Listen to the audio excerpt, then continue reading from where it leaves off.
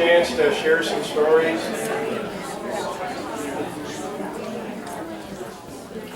I will tell you my favorite story. Do you remember when we almost burned the church down on Ash Wednesday? This is not my idea. If you remember, we had the cauldron, and we put down sin that we wanted to burn up. Put him in the cauldron, and my background includes some emergency management. By the time I got up there, it was waist high. Of course, when I get older, it's going to be shoulder high. But the flames were, and luckily, staff did have a fire extinguisher.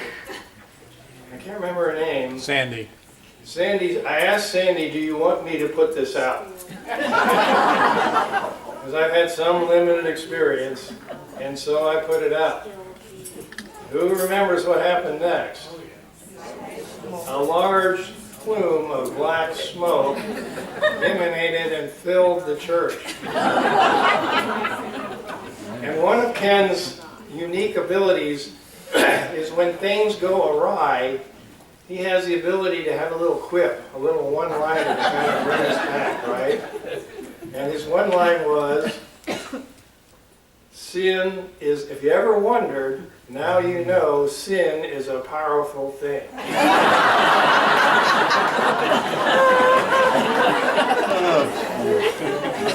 So I want be sure if you can still, if you haven't done writing, you can continue to write, and we'll continue that. But now I'm going to make, we kind of brought up Ken's story to us. We've all had a chance to kind of tell some stories, and now a couple staff members wanted to speak. But before I do that, please give staff a hand for all they've done this week.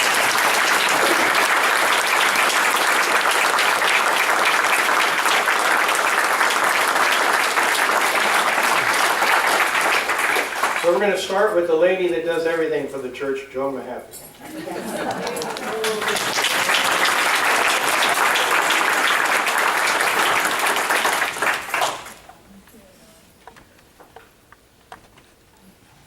Thank you, Brett. Not hardly, but thank you. I have a couple of little stories that I wanted to share. One had to do with Ken, and one has to do with Sue. The one with Ken is when just before I was hired, I met with Ken and Jim and Sam Massey, and Ken was the last one to arrive in the room for the interview, and we were meeting later in the afternoon because it was after I had gotten off of my previous job.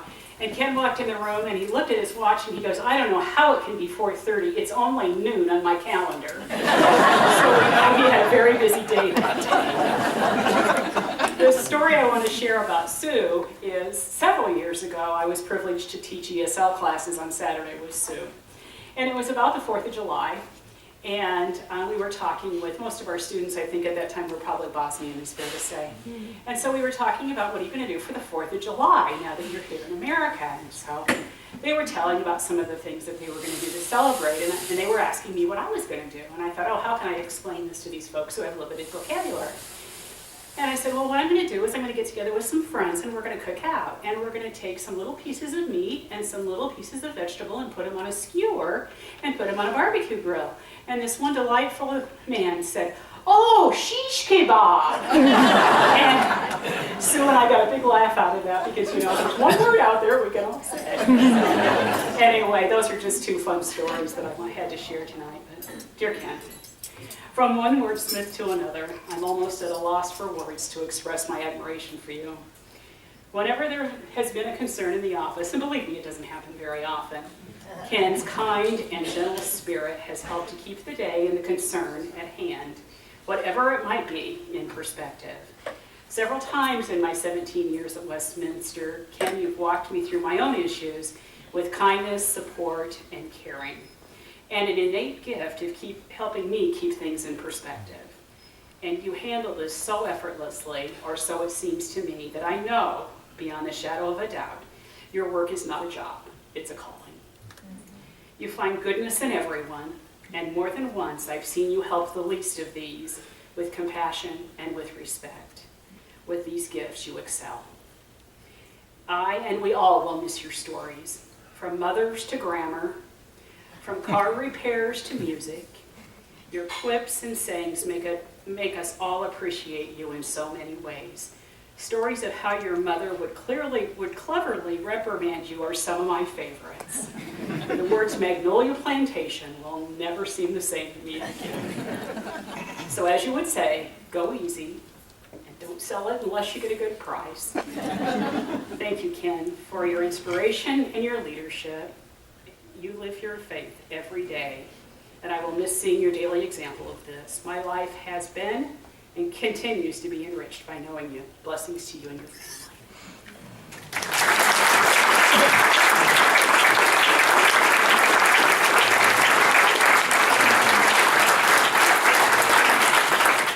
Okay, next up, Jim Vanderburg.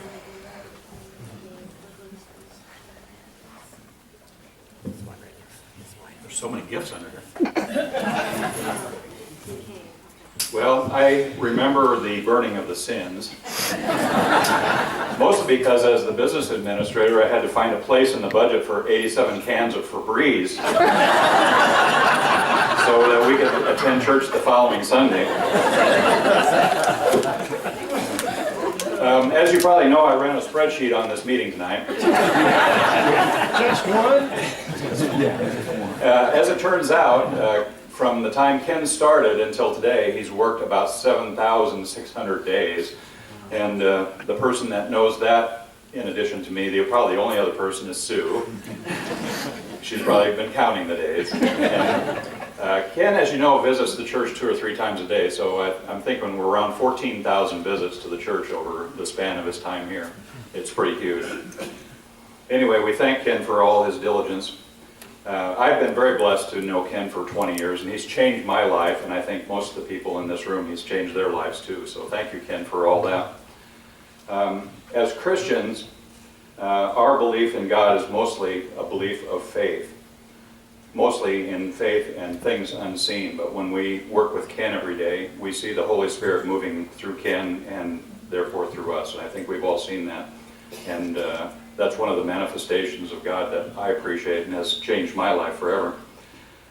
Hebrews chapter 13 says, "Do not neglect to show hospitality to strangers, for by this some have entertained angels without knowing it."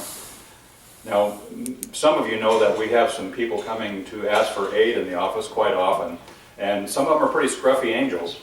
But Ken takes them under his wing and talks to them, cares for them, teaches them, helps them. We had a gentleman the other day who said, "I'm only on 3 drugs."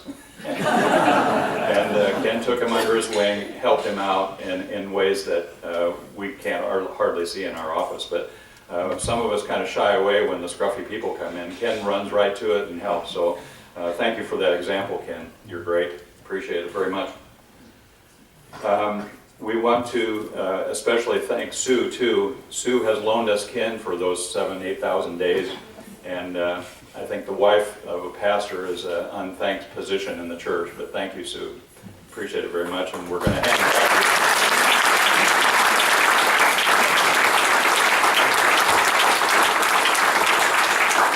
up. Lastly, some of you know that Ken has a love for Beetles, VW Beetles.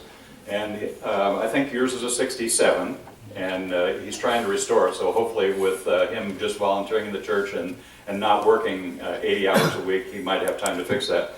On behalf of the staff, I'd like to present a book called The Beatles from 1935 to 1967. So this includes the one that you have now. But it has every bit of minutia about VW bugs that you'd ever want to know. Ken may already know everything in here. Probably. Anyway, they started out with an engine that had 24 horsepower, and now they've moved up to like 50 horsepower. But on behalf of the staff, we thank you and hope this is an interesting book for you. Thanks for everything, Ken.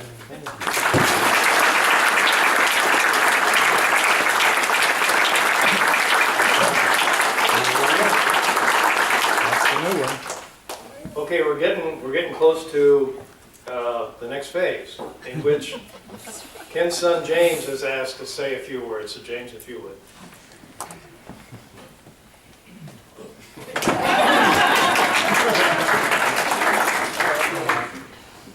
Hi.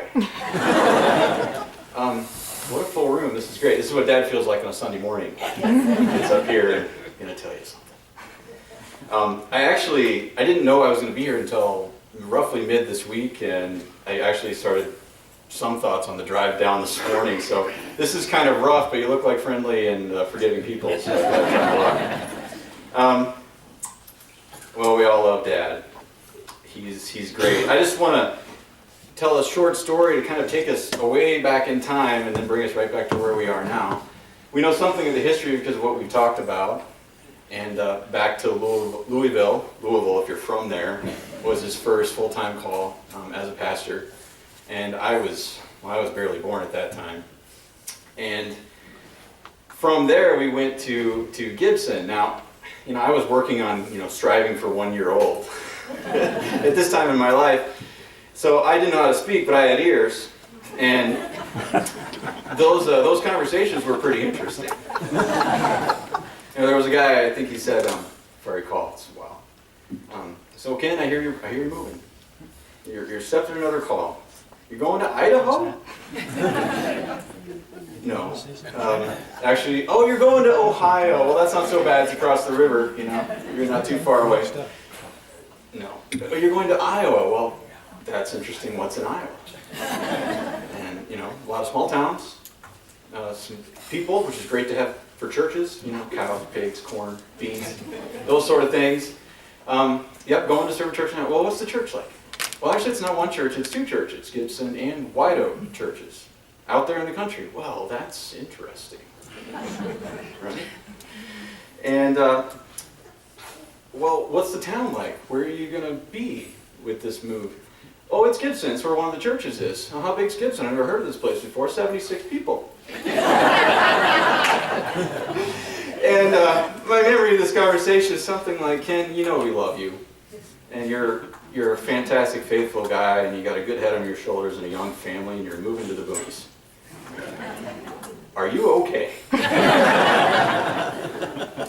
I know that there was some of that questioning at that time with this change from Louisville, which is a pretty big place, to way out in the country to serve two small churches.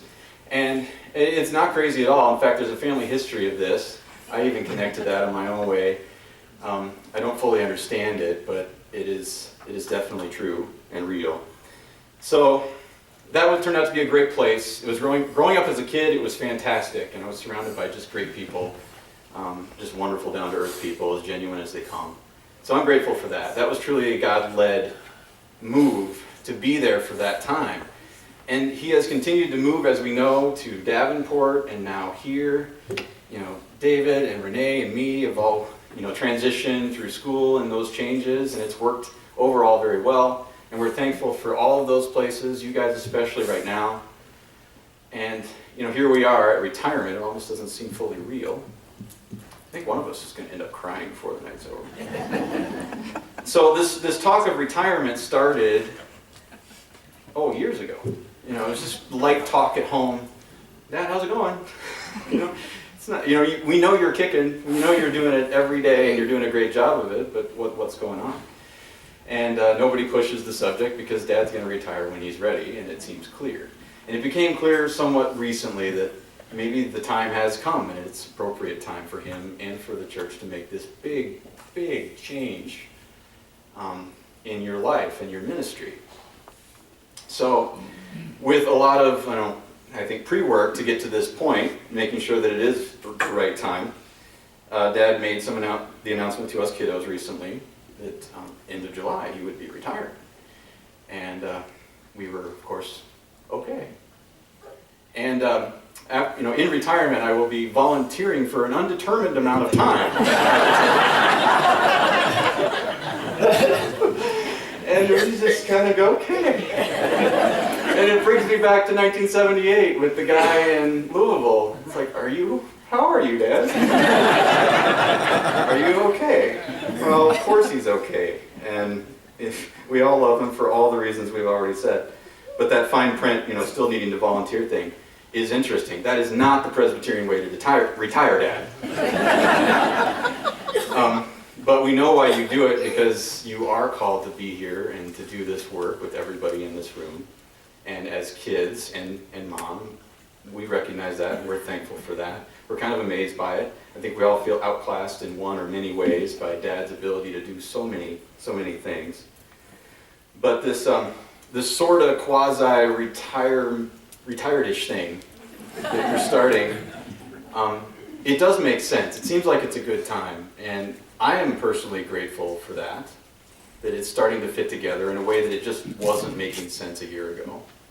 I'm looking forward to this change, this transition for the future, and in Dad's honoring his desire to shift some gears, but still be a volunteer, and the church's efforts to honor that, it's certainly a relationship continuing there.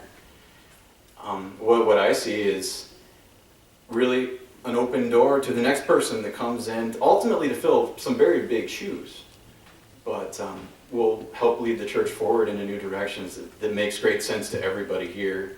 And I know Dad wants to see that transition done well and done right in good time. So I feel like this is all happening in this beautiful celebration that we have here today. So thank you, everybody, for loving our Father.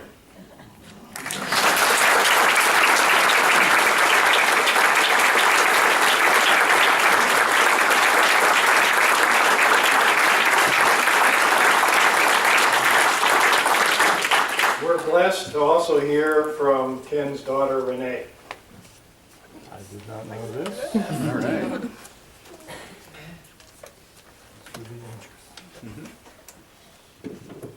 Okay. This is a rare occurrence. I don't speak in front of people on principle. Don't do it. So I'm not gifted as my brother is or as my father is, but I just wanted to share some things with you about such a special man in my life. I could not be the person that I am today without he and of course my mom as well, being the ones to have raised me. Wrist raised. Anyway, listening up here too today, it's just really touches my heart to see that he does the same thing at work that he's really always done at home. And so some of those stories that come to mind are, a lot of them have to do with pets, to be honest with you. A lot of animals in my life. I so wanted a dog my whole growing up experience. And it was always no dog. But I had so many other animals that I was able to slip into the house that would not have lived without my father's influence and his caring. And I remember baby Grinny that I found in the yard. And of course at this time we were living in Gibson amongst a whole bunch of farmers. Hated Grinnies, hated them. So it was an embarrassment that we had this Grinny in the house. But my dad came up with the idea of finally dipping a toothpick in milk and then rolling it in cornmeal, and that little critter just sat there and ate that off of that toothpick and lived until we were able to release it, eventually to the wild. Behind the backs of the farmers. Behind the backs of the farmers, yes. There was a baby robin, I remember, in my past that fell out of a nest, and I loved it dearly, but I was told it wouldn't live, and so we brainstormed just like Dad can do, and he came up with little raw meat worms that we kind of did a little factory thing around the table and made these hamburger worms for the bird that was out in our breezeway. And that robin lived and was released, and we believe came back each season to say hello, and there was a specific robin in the backyard then. Lots of cats. In fact, one of them I even ended up naming Dog because I'd given up that I was ever going to get a cat.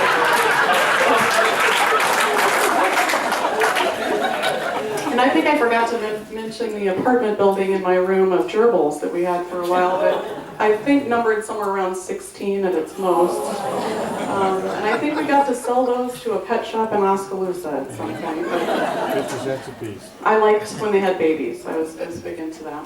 But so my dad, that's part of Dad that I'm sure my brothers would agree with me that as busy as he was, as many people that we shared him with as we did, we always were the most important, I think. I never once felt like I wasn't important in his life or that he was too busy for me. You know, he would drop what he was doing to make a hamburger worm for a bird, for crying out loud, if I needed him to. So just very caring and understanding. And I want to tell you a little VW story of my own. When it came time for me to get a car when I was 16, I think we remember this story completely differently for some reason. But he worked very hard and researched and networked, because of course at that point we didn't, do anything with the internet. And he found a Volkswagen Bug for me that would be a really good vehicle, good price, didn't need much work, and would be a great starter car. And I was thrilled. I couldn't wait. And I can't remember, but we drove to Iowa City to get this car. We drove somewhere to get the car. Susie Q was out in the country, way out. Susie Q was way out in the country. Previous owner called her Susie. Okay, and I didn't even know that. But it's bright blue, so that was my favorite color. So it was in 1973, the year I was born. But he ended up picking it because of the way that the spare tire was stored in the front. It was laid down flat and could help absorb some impact. And I had a very dramatic accident at 16 that it would have literally killed me had I not had that spare tire in the front. So you could look at it as my dad saved my life with that car purchase. But the biggest thing that we differ on is that the next time I went to put my newspaper route earnings in the bank, suddenly I was $700 short in my bank account. And I said, well, that can't be. I haven't spent any money. And they looked it up for me, and oh yeah, your dad came in and took out $700. And that was for my car, where I thought he was buying me a car. He did buy me a car. But it came out of my bank account. So anyway, bless you all. It's been such a great, however, has it been 20 years here? 21. Listening to all the stories and just hearing how caring and compassionate that this particular congregation is. I go to Trinity Presbyterian in Indianola, and I think there's a lot of connections between the two because a lot of those members know a lot of you up here. And thank you, like my brother said, thanks for caring for my dad for all these years, and I'm happy to have shared him with you. Thanks.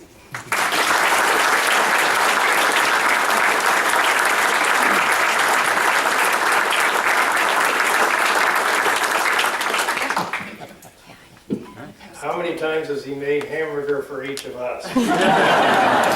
In some way, right? In some way. Okay, so we're getting to our anchor man, and we're going to have a duet to some music. So Scott, I will leave it to you, sir. Okay. I just have one little thing, a couple quick comments, and then we'll get started. One is, Ken has made my life difficult for almost 7 years. He's made my life difficult because, unfortunately, Jill can't be here. She's in Kansas City because our son-in-law's side of the family, the women, do a weekend every year, the last Sunday weekend in July, and so she's there. And so she said, you have to tell this story.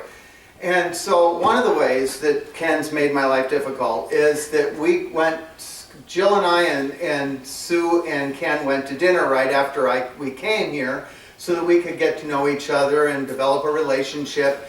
And this man was so good to his wife. Oh, he even called her, remember this? He called her the silver fox. I looked like such a schmuck of a husband. Ever since then, she sees Sue and just kind of glares at me. Thank you. The man is a Renaissance man. He can do anything, everything.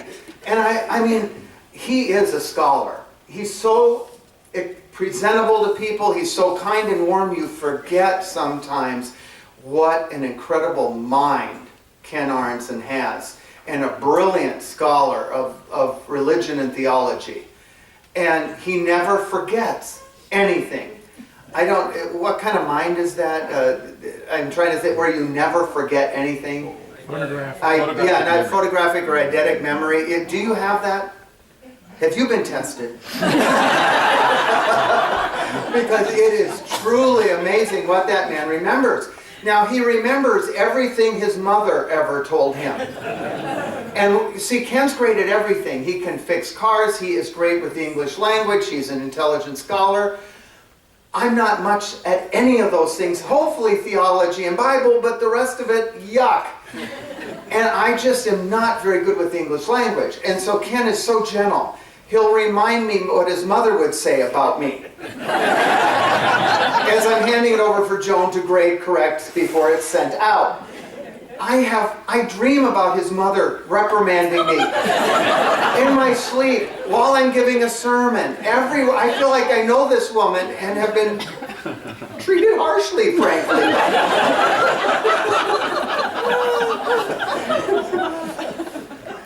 And how do you follow someone who is so genuinely loved? You can only hope to follow their example. And the one thing that I learned from Ken is nothing is too difficult that God cannot provide, especially with a sense of humor. So when we're having a good day or we're having a difficult day or whatever, somewhere along the line, Staples made a lot of money off of Ken Aronson because they sold for like a week and a half this easy button. Ken had to have one of these, and he put it right out as you're getting ready to come in or leave his office. This thing got used almost every day. We'd sit and we'd plan, we'd ponder, we'd gripe, and on my way out I'd go, that was easy.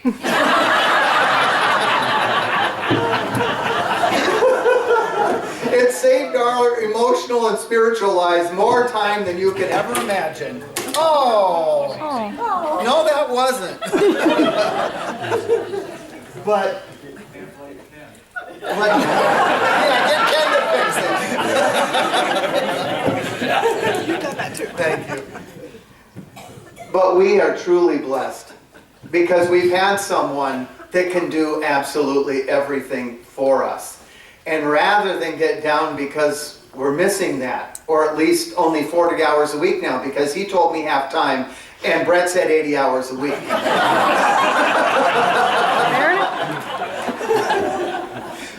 We are so blessed that he's staying. It says so much about you that he wants to remain serving our congregation. We are so blessed because we have his example, we have his faith, hope, and love that we will carry with us the rest of our lives. I want to ask you, could you stand up if Ken participated in a funeral that your family was involved in at some point in your lives? Wow. Could you, everyone remain standing, could you stand if you participated in if he did a wedding that your family or friends were involved in? Or your own, Tom and Patty. In another church, by the way. They were married in Davenport with him. If Ken provided you with pastoral care at some point in your lives, would you please stand? And if you will love and miss this man, will you please stand with me? Can we thank him?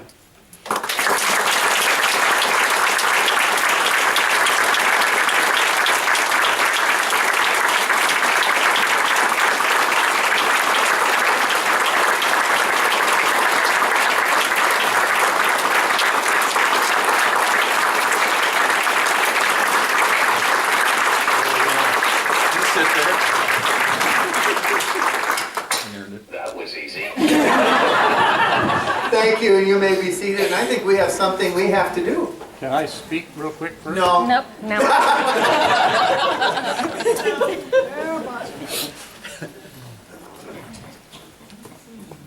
Okay, not full. Well, if you ever wondered what your funeral's like, I'm halfway through it. We've had the visitation of services tomorrow.